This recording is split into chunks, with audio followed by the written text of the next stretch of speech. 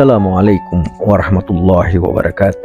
Saudaraku yang seiman dan seakidah, pagi ini kembali kita berbagi tausiah pendek terkait dengan Nabi Musa yang menikah saat menjadi buronan Fir'aun.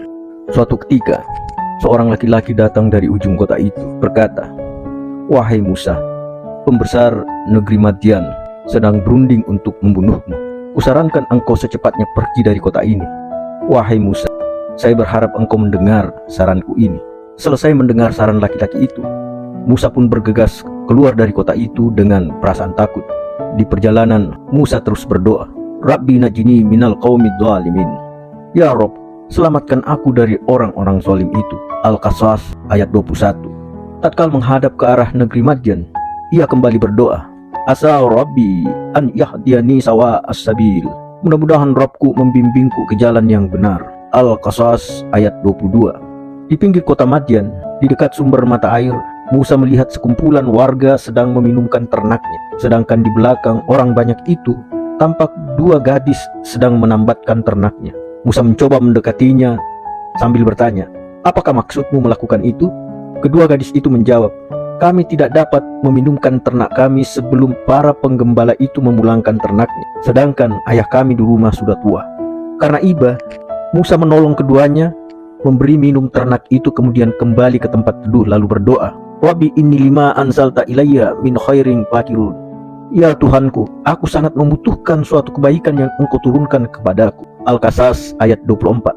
Pada saat seperti itu, salah seorang dari gadis yang ditolongnya tadi datang mendekati Musa sambil berjalan malu-malu. "Wahai pemuda, ayahku memanggilmu ke rumah. Ia hendak membalas kebaikanmu karena memberi minum ternak kami." Musa pun memenuhi panggilan itu. Tatkala Musa mendatangi ayah si gadis yang ternyata laki-laki soleh, yaitu Syuaib, dan menceritakan kepadanya tentang pengembaraannya, Syuaib berusaha membangkitkan semangat Musa. "La tahab najauta min qaumid dhalimin." Wahai pemuda, jangan takut, kamu telah selamat dari orang-orang zalim itu. Al-Qasas ayat 25. Salah seorang putri Syuaib berkata, "Wahai ayah, jika engkau berkenan, ambillah pemuda itu sebagai pekerja kita, karena sungguh pemuda itu baik. Ayah dapat menjadikannya pekerja. Ia kuat, gagah, dan dipercaya." Syuaib lalu berkata kepada Musa, "Wahai anak muda, akan kunikahkan engkau dengan salah satu putriku ini atas dasar engkau bekerja padaku selama 8 tahun. Jika engkau cukupkan selama 10 tahun, itu suatu kebaikan darimu. Aku tak berniat memberikan beban di pundak. Engkau insya Allah akan mendapatiku sebagai orang yang baik."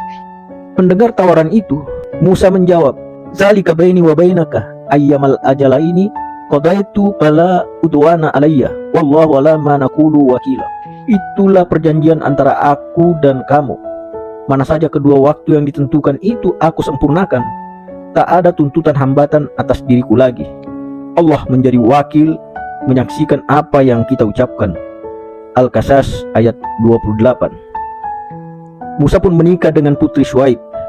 Setelah itu, ia berangkat bersama keluarganya sembari membawa sejumlah kambing yang diberi mertuanya, sebelum akhirnya ia menerima wahyu dari Allah, diangkat dari surah Al-Qasas ayat 20-29.